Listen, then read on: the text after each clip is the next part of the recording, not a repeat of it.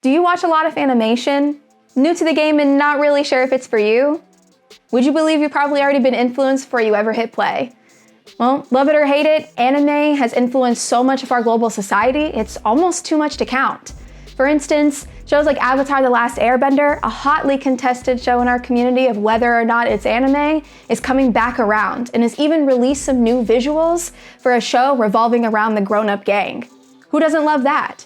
But I'm sure there are lots of things that are being influenced by anime. I've got Jules and Lola here to help me lead the discussion. So, Jules, what do you think? Are there some Western shows or cartoons that are influenced by Japanese anime and animation, or maybe vice versa? In my 20 plus years of watching anime, it is too hard to blur the lines or see too many differences anymore. It's hard to not see the similarities. It's too engraved in our culture at this point. We go back in history, we have Osamu Tezuka, who is, known as the godfather of manga. He is the creator of Astro Boy, which did numbers. It actually changed the way that we view animation on television. It was the first of its kind in terms of being able to make a 30-minute slot and somehow find a way to take this very expensive medium and do it through budget. A completely different style that we would later see with Speed Racer. But that person who did that so long ago took a lot of influences from Disney, movies like Bambi and short animation films like Betty Boop.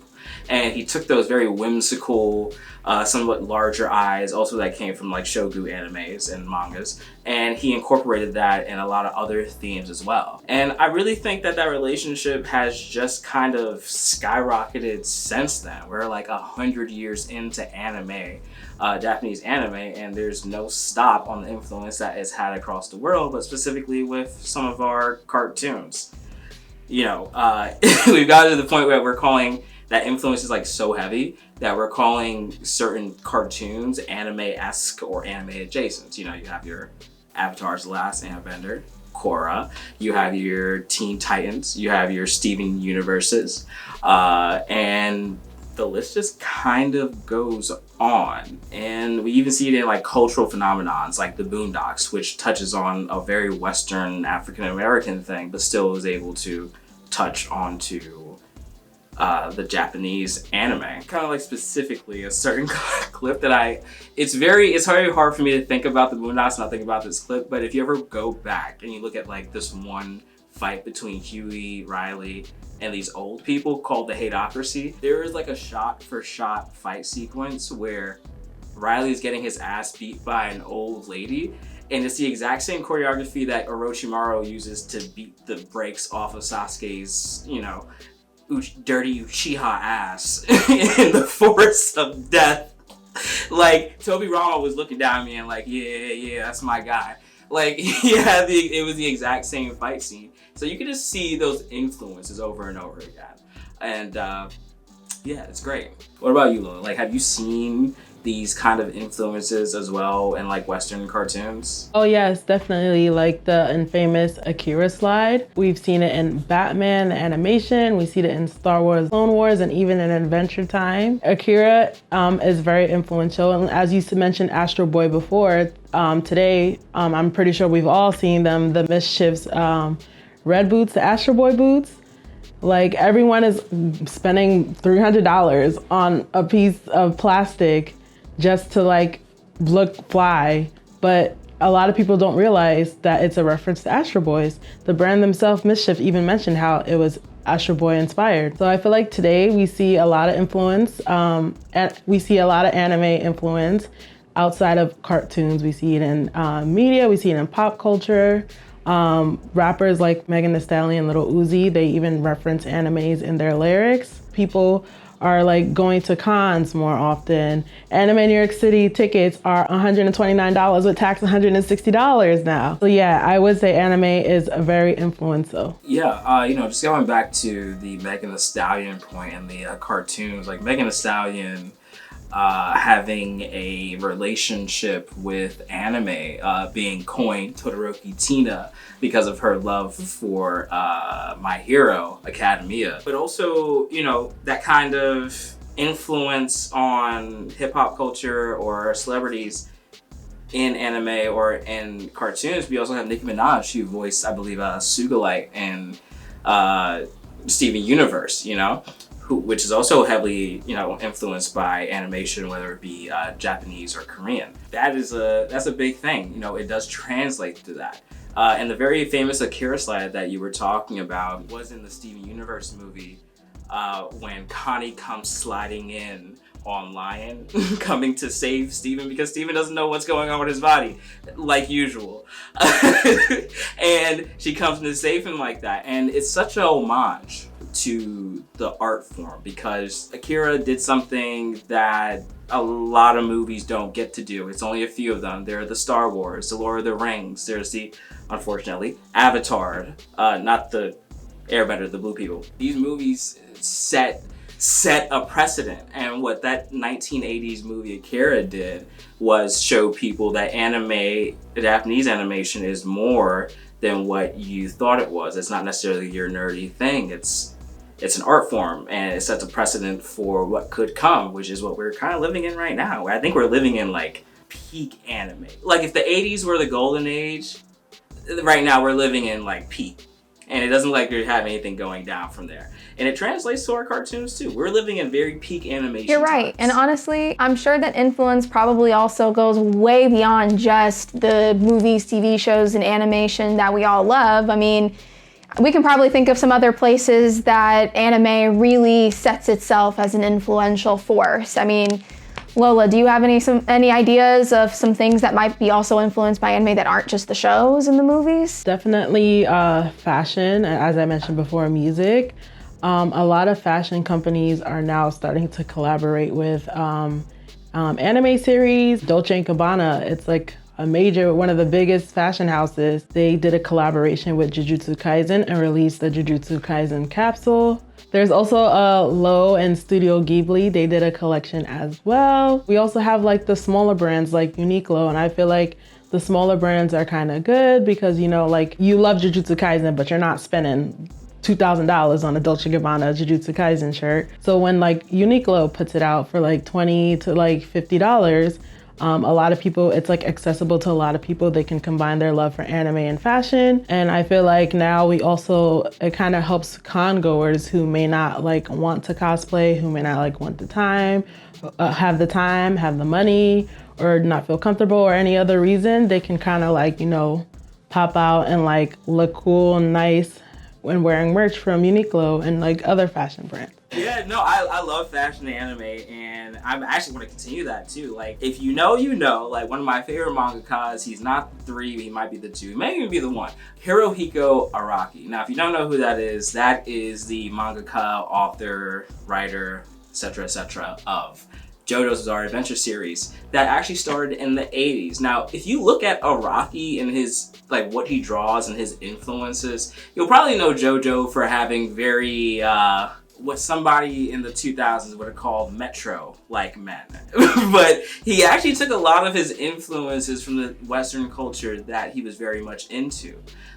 His first 3 characters, Jonathan, Joseph, and Jotaro, they were kind of modeled after his love of the 80s action movies, like your Arnold Schwarzeneggers, your Rambos, and your Clint Eastwoods, the cowboy type crime film person that you're like super into. Actually, I believe for Jotaro, there was actually a pose that he does where he points down and has Star Platinum beat the absolute crap out of you. That's something that he took out of. And I think his love for fashion, or at least his diehard passion, kind of moved forward as he got into like the later parts. So you could argue it happened in part 4. I think it really showed itself in part 5 and JoJo's Bizarre Adventure Golden Wind.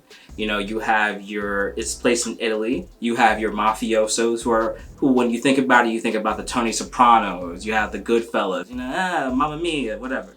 But these were some like Class A dudes dripped down in Versace, who looked like they were about to hit the runway, but they were actually going to go kill somebody. And he showed it in their poses, especially Giorno Giovanni's, where he's like kind of holding his thing to the side. It was just spectacular.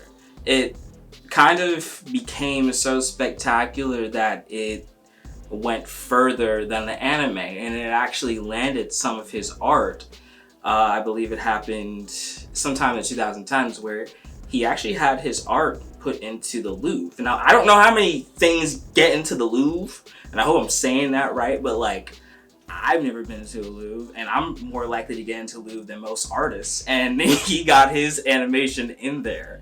And it was really amazing. And he also had a one-shot where he collabed with Gucci and made Rohan Kisebe, because he's a fan favorite, goes to Gucci, where it's just a fun thing, and he's talking about like a Gucci bag. It's just like to say like that all this stuff kind of goes together, and how like anime kind of makes things in real life go further than real life and kind of blurs the line between the two.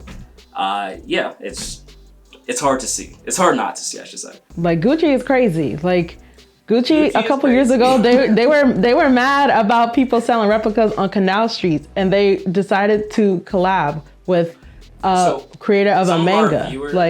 Some of our viewers might not like be from New York. Can you kind of like give a little idea of what Canal Street is in New York? And what you can usually find on Canal Street, and why they was a little mad before? Canal Street is in the Manhattan Chinatown, and it's known for people laying. You might have seen them in the movies. They've definitely been in a lot of movies. They either have the table or the giant sheet laid out. You can get yourself a nice Gucci bag for $9.99. You get yourself a Louis bag. You can get a Versace bag. You can get a Diesel bag, whichever you want for the low. You know, the Chinese aunties, they got you. They'll hook you up. But yes, that's what Canal Street is. Right, and like you're saying, it's so funny to be like so mad at that, and now you're like, look at what these cartoons are doing now. We don't have any choice but to accept that it's too profitable, right? It's too profitable. It is a positive dog whistle to other people to say, hey, I'm here. I like what you like. We see each other when we walk down the street. How can we not touch this market? And I think that's like such an important thing when it comes to like these crossovers. This anime has become bigger than anime. It's become a lifestyle. It infringes upon, in a positive way, how we talk, what we watch, what we eat, what we wear. And I like it for the better, honestly. Definitely on what we eat now. I feel like a lot of ramen shops are popping up out of nowhere. Especially the anime themed ones, yeah. Oh yeah. We love a good ramen shop, but honestly, even as time goes on, more shows get added to that list. Is it or is it not anime? Can we say that it's really just influenced, or is it taking a lot more of that homage super seriously? Do y'all think there are probably some titles that are hotly contested as to whether or not they're anime? Jules, I know you were talking about the Boondocks earlier. Do you think that probably fits into one of those titles? I write things online and people either see it or they don't. And I think that's for like most things. But something I was very passionate about was the fact that no, it's not anime. There was an entire conversation about whether or not the Boondocks met the anime criteria, which I'm not sure where that stems from, because I know it's not anime, right? No matter how many people say it is anime. But I'm very concerned about where it stems from. Like, have we gotten so far past the appreciation of integration that we've decided to do erasure? Like, what does that mean? The Boondocks, just to talk about that specifically, is a Western cartoon. It is cartoon. Colloquially, when we say anime, it means Japanese animation, although they'll say anime is animation in general. But we know colloquially we don't use it like that. So here we have a Western cartoon. More specifically, we have a African-American Western cartoon, because it talks about, and its roots lie in the conversation, entertaining and, divulging the underbelly of positive and both negative things as it pertains to the African American community. Something that nobody else could do in other places. You know, it's special. The art style is special. I mean, it derived from a comic strip that you were able to read every Sunday in a paper. It is its own thing. And just because it takes away or pays, homage to Japanese anime shouldn't take away from the fact that a Black American, and I do emphasize Black American, I emphasize Black, a Black American took the time out of their life to tell this story about this specific thing that nobody else in the world experiences except when they are like that and they live here. I could not call things like that in anime. And I think it would be a disservice to anime and also Western cartoons and the people who make them to do that. That's my little thing. I wish I had a funnier way to say it. I just don't. I feel very professor-like. It's just I'm very, like I wanna fight about that stuff. So I don't have any way else to say it but that. But yeah, it's not anime. It's a Western cartoon. Yeah, I agree 1,000%. I feel like people need to realize that it's okay to gatekeep sometimes. It's nothing wrong with gatekeeping here and there. Like the Boondocks is definitely not an anime. Like you said, the cultural relevance. It talks about topics like racism, homophobia, the patriarchy, even like Black trauma, like generational trauma because of Black trauma. Like it talks about a lot of like serious topics. So I don't think you should just label it as anime just because you tend to like anime a lot and you also like the Boondocks. I'm also I feel like I'm very like textbook when it comes to that. Like for me, an anime is a Japanese animation, which is typically influenced by a manga. I think it's interesting off that point. If you were to show somebody, if somebody was to see, Avatar: The Last Airbender, and then say, oh, that's an anime because of how it moves, the influences, how they speak, maybe the storyline. Would they say the same thing if they were shown a manga versus an American comic book? Do you know what I mean? How is the show interchangeable but not the subject matter of that show? Which naturally comic books and manga are. They predate naturally a storyline prior to the show, for the most part. Not all the time, but for the most part. So when that comes into conversation, does the conversation change? So again, back to the Boondocks. That's a comic strip before anything. That was a show much later. So are we still calling it an anime, even though it was 5 panels a week? But yeah, that's for people to It's decide, not the same to me. but it's a no for me, dog. It's Yeah, we like to keep it pretty firm, pretty clear. There are things that are just not anime. No, there are probably some other things that are anime. Are there any titles maybe that y'all can think of that maybe are just influenced, or we think we keep that hard line the hard line? Because there are things like God of High School, Tower of God that are technically written by Webtoons, but people still consider them to be anime. Would you consider those along those same lines or still separate? So for me, those titles, I consider them Korean Webtoons adapted by a Japanese studio. Because the story itself, like, it's still Korean. When you tell a person, oh, like, have you watched Tower of God? Or, oh, you should watch Tower of God, they'll be like, oh, what's that?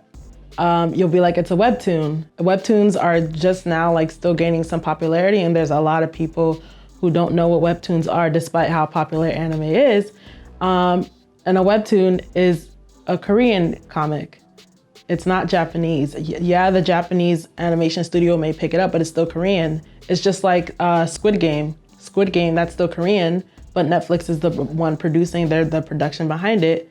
So would you consider it an American TV show because Netflix did it? That's a good point. Even going off of that, it's like the webtoons. I feel like that takes away from the Koreans' masterfulness of their style of art. And also, if you look at a lot of these Korean manhwas, they are usually drawn in full color. Like these are things that, yeah, and the way that they draw it, it might not be, and I hope I don't get hate for this or anything like that, it might not be as technical in terms of like penciling and styling, or is like super definitive with certain structures of the characters and the backgrounds. But it is its own thing at the end of the day, and it's very entertaining enough for people to just be like, I'm gonna go make a book out of it, or I'm gonna go put it on Crunchyroll.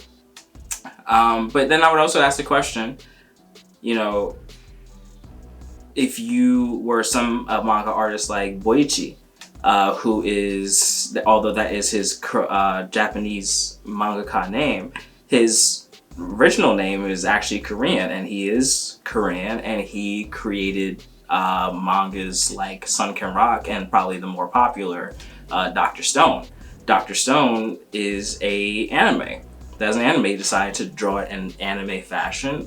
He decided to have Japanese voice actors, and it's on anime platforms. But he himself is Korean, and the very first really hit manga that he had was Sunken Rock, in which the main character was now I'm hoping I'm not getting this wrong. He was either a Korean protagonist living in Japan, or he was a Japanese, I believe he was a Japanese dude living in Korea and trying to become mafia.